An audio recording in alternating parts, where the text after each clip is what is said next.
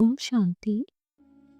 2 फरवरी 1969 की अव्यक्त मुरली का शीर्षक अव्यक्त मिलन के अनुभव की विधि। प्रेम स्वरूप बच्चे, ज्ञान सहित प्रेम जो होता है वही यथार्थ प्रेम होता है। आप सभी का प्रेम रस बाप दादा को भी खींच लाता है। सभी बच्चों के दिल के अंदर एक आशा दिखाई दे रही है। वह कौन सी?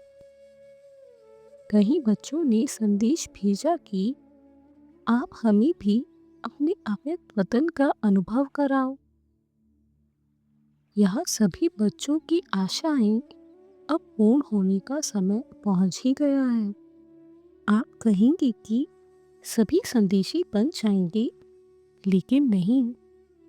अव्यक्त वतन का अनुभव भी बच्चे करेंगे, लेकिन दिव्य बुद्धि के आधार पर जो अब अलौकिक अनुभव कर सकते हो, वह दिव्य दृष्टि द्वारा करने से भी बहुत लाभदायक, अलौकिक और अनोखा है।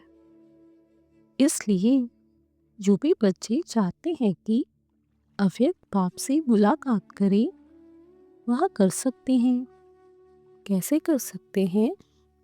इसका तरीका सिर्फ यही है कि अमृत वेले याद में बैठो और यही संकल्प रखो कि अब हम अव्यक्त बाप दादा से मुलाकात करेंगे।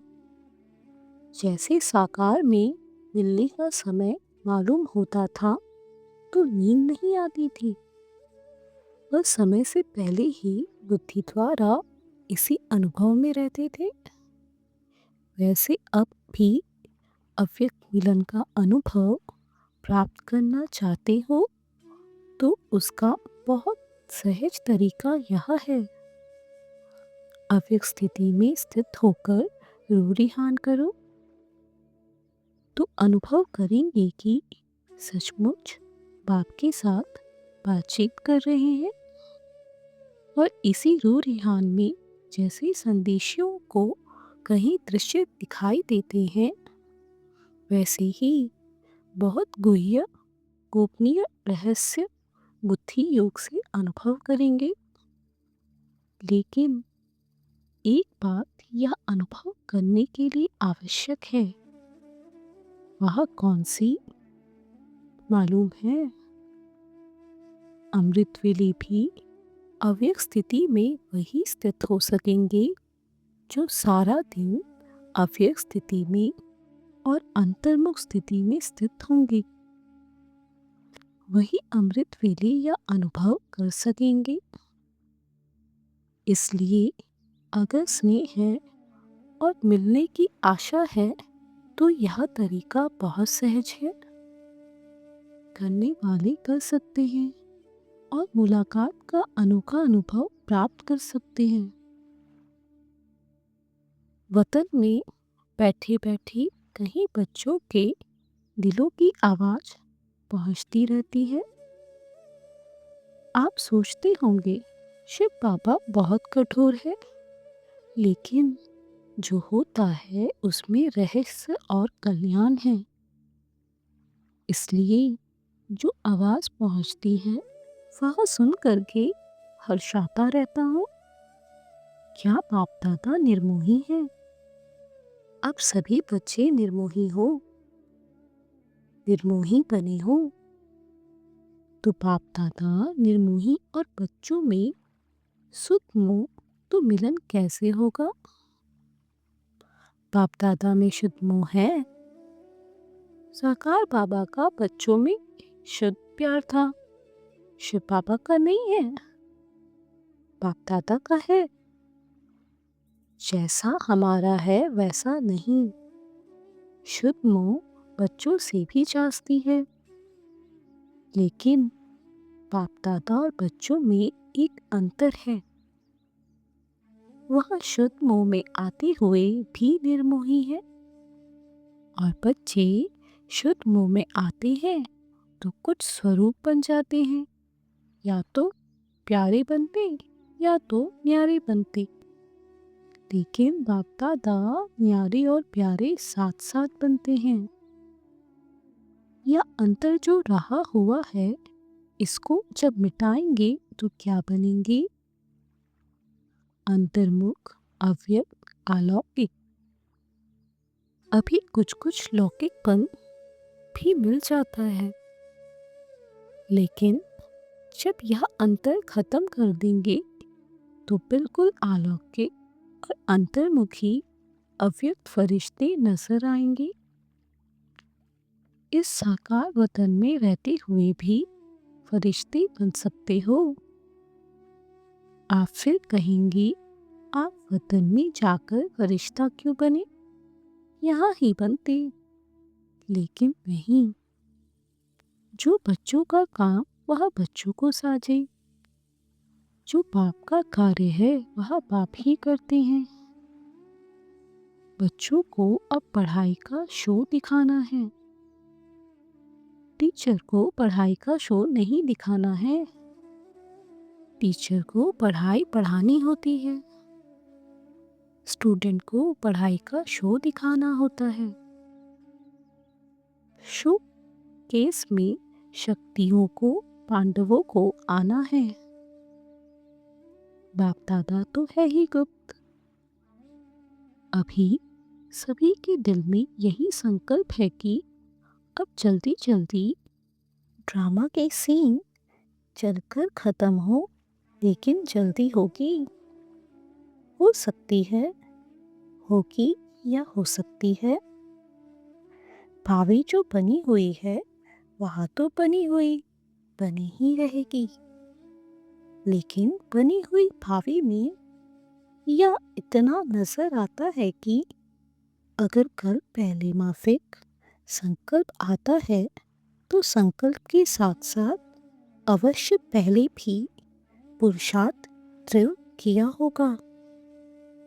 तो यहाँ भी संकल्प आता है कि ड्रामा का सीन जल्दी पूरा कर सभी अव्यक्त वतनवासी बन जाए। बनना तो है, लेकिन आप बच्चों में इतनी शक्ति है जो अव्यक्त वतन को भी व्यक्त में खींचकर ला सकते हो। अव्यक्त वतन का नक्शा व्यक्त वतन में बना सकते हो। आशाएं तो हर एक की बहुत है, ऐसे ही पहुंचती है जैसे इस साकार दुनिया में बहुत बड़ी ऑफिस होती है टेलीफोन और टेलीग्राफ की, वैसे ही बहुत शुद्ध संकल्पों की तारे वतन में पहुंचती रहती है। अभी क्या करना है? कहीं बच्चों के कुछ लोक संग्रह प्रति प्रश्न भी है, वह भी पहुंचते हैं। कहीं बच्चे पूछते हैं कि साकार द्वारा तो यहाँ कहा कि सूक्ष्म वतन है ही नहीं, तो पापा कहाँ गए, कहाँ से मिलने आते हैं, कहाँ यह संदेश भेजते हैं, क्यों भोग लगाते हो? इसका भी राज है। क्यों कहा गया था?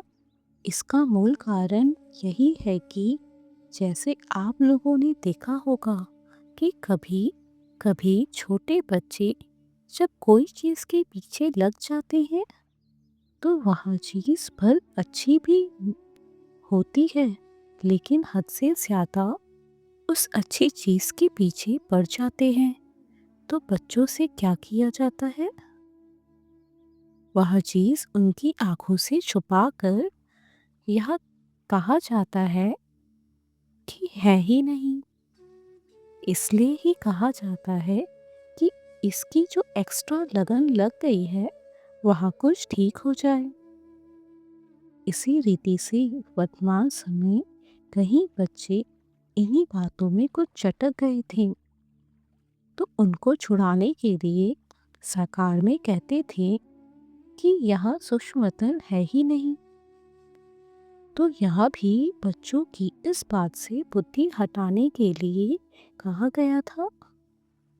लेकिन इसका भाव यह नहीं है कि अगर बच्चों से चीज़ छुपाई जाती है तो वह चीज़ खत्म हो जाती है।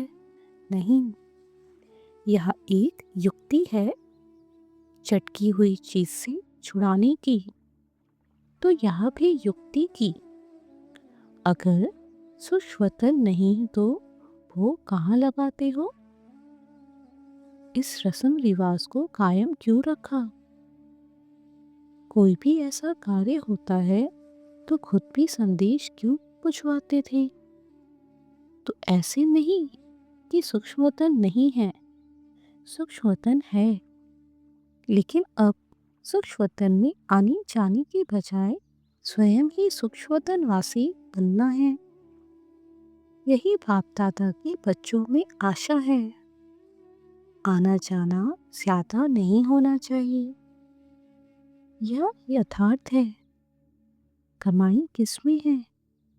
तो बाप बच्चों की कमाई को देखते हैं और कमाई के लायक बनाते हैं।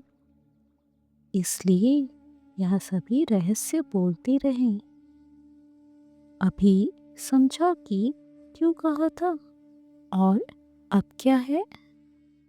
सूक्ष्मतन के अव्यक्त अनुभव को अनुभव करो। सूक्ष्म स्थिति को अनुभव करो। आने जाने की आशा अल्पकाल की है। अल्पकाल के बजाय सदा अपने को सूक्ष्म वतनवासी क्यों नहीं बनाते?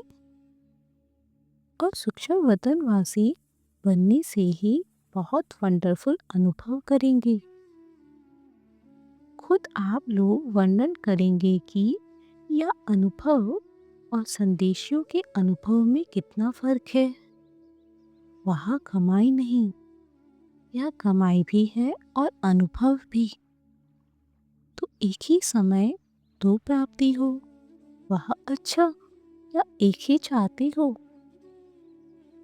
और कहीं बच्चों के मन में यह भी प्रश्न है कि नामालूम जो बाप दादा कहते थे कि सभी को साथ में ले जाएंगे, अब वहाँ तो चले गए, लेकिन वहाँ चले गए हैं, मुक्ति धाम में जा नहीं सकते सिवाय बारात व बच्चों के। बारात के बगैर अकेले जा सकते हैं? बारात तैयार है, यही सुना है। अब तक की बारात के साथ ही जाएंगे। जब बारात ही सच रही है तो अकेले कैसे जाएंगे? अभी तो सुश्वतन में ही अव्यक्त रूप से स्थापना का कार्य चलता रहेगा। जब तक स्थापना का कार्य समाप्त नहीं हुआ है, तब तक बिना कार्य सफल किए हुए घर नहीं लौटेंगे। साथ ही चलेंगे और फिर चलने के बाद क्या करेंगे? मालूम है क्या करेंगे? साथ चलेंगे और साथ रहेंगे और फिर साथ साथ ही सृष्टि पर आएंगे। हाँ, बच्चों का जो गीत है, कभी भी हाथ और साथ ना छूटे, तो बच्चों का भी वायदा है तो बाप का भी वायदा है। बाप अपने वायदे से बदल नहीं सकते। और भी कोई प्रश्न है? यूं तो समय प्रति समय सब स्पष्ट होता ही जाएगा। कईयों के मन में यह भी है ना कि नामालूम जन्म होगा व क्या होगा। जन्म होगा, जैसे आप की मम्मा का जन्म हुआ वैसे होगा। अब बच्चों का विवेक क्या कहता है? ड्रामा की भावी को देख सकते हो, थोड़ा थोड़ा देख सकते हो। जब आप लोग सबको कहते हो कि हम त्रिकालदर्शी बाप के बच्चे हैं, तो आने वाले काल को नहीं जानते हो। आपके मन के विवेक अनुसार क्या होना चाहिए?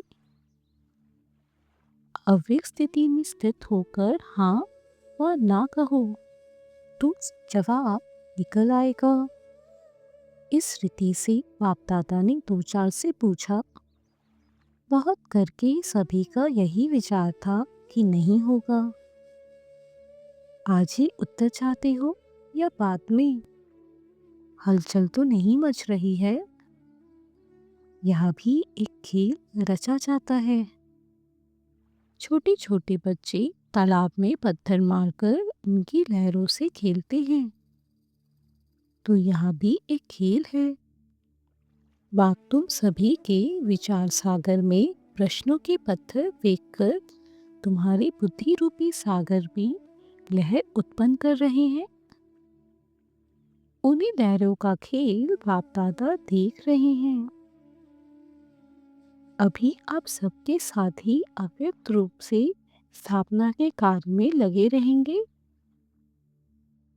जब तक स्थापना का पाठ है तब तक अव्यक्त रूप से आप सभी के साथ ही हैं। समझ गई? वतन में मम्मा को भी इमर्ज किया था। पता है क्या बात चली? जैसी साकार रूप में साकार वतन में मम्मा बोलती थी कि पापा आप बैठे रहिए, हम सभी काम कर लेंगे। इसी रीति से वतन ने भी यही कहा कि हम सभी कार्य स्थापना के जो करने हैं वह करेंगे। आप बच्चों के साथ ही बच्चों को बहलाते रहिए। ऐसे ही साकार में कहती थी। वही वतन में रूहान चले। आप सभी के मन में तो होगा ही कि हमारी मम्मा कहाँ गई। अभी यह राज इस समय बस करने का नहीं है।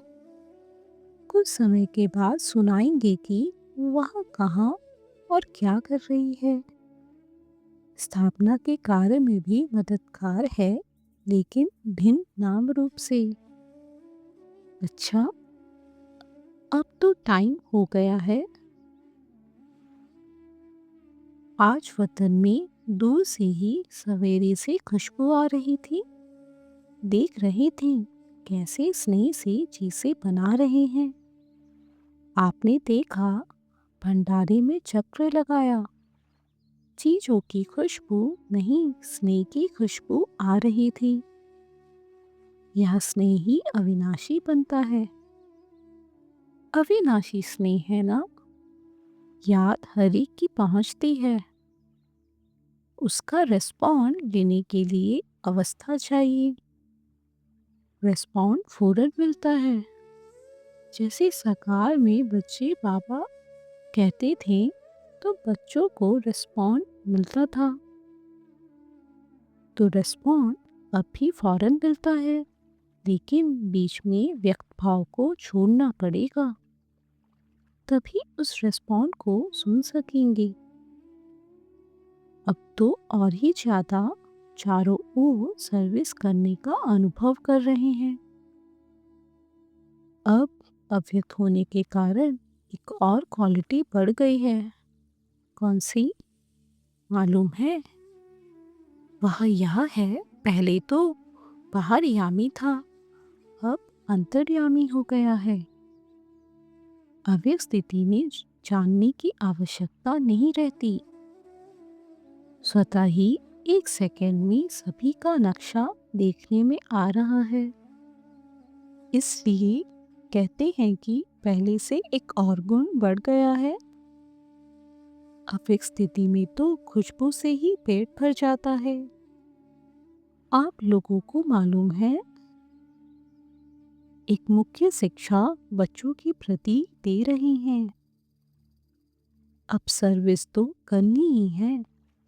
यह तो सभी बच्चों की बुद्धि में लक्ष्य है और लक्ष्य को पूर्ण भी करेंगे। लेकिन इस लक्ष्य को पूर्ण करने के बीच में एक मुख्य विघ्न आएगा। वह कौन सा पता है? मुख्य विघ्न सर्विस में बाधा डालने के लिए कौन सा आएगा? सभी के आगे नहीं, मेजॉरिटी के आगे आएगा। वह कौन सा विघ्न है? पहले से ही बता देते हैं। सर्विस करते करते यह ध्यान रखना कि मैंने यह किया, मैं ही यह कर सकता हूँ। यह मैंपन आना इसको ही कहा जाता है ज्ञान का अभिमान, बुद्धि का अभिमान, सर्विस का अभिमान। इन रूपों में आगे चलकर विघ्न आएंगे, लेकिन पहले से ही इस मुख्य विघ्न को आने नहीं देना। इसके लिए सदा एक शब्द याद रखना कि मैं निमित्त हूँ। निमित्त बनने से ही निराकारी, निरहंकारी और नर्मचित्त निसंकल्प अवस्था में रह सकते हैं।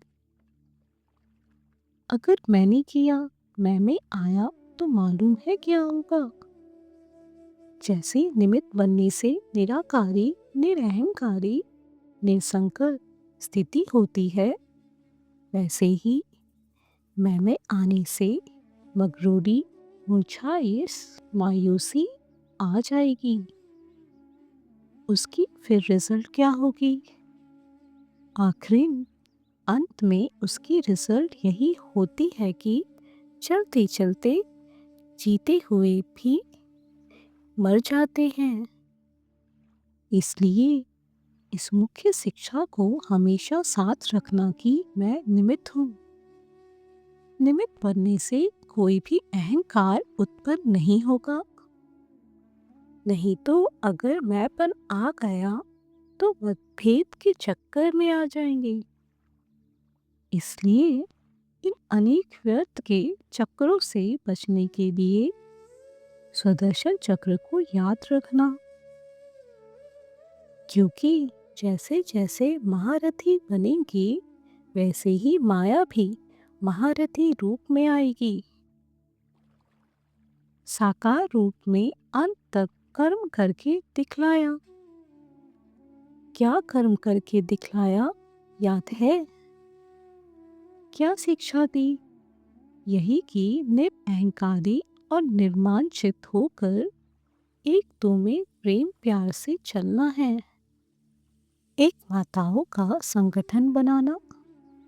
जैसे कुमारियों का ट्रेनिंग क्लास किया है, वैसे ही माताएं जो मददगार बन सकती हैं और हैं, उन्हों का मधुबन में संगठन रखना।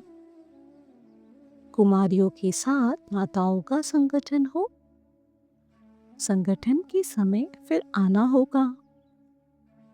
स्नेह को देखते हैं तो ड्रामा याद आ जाता है।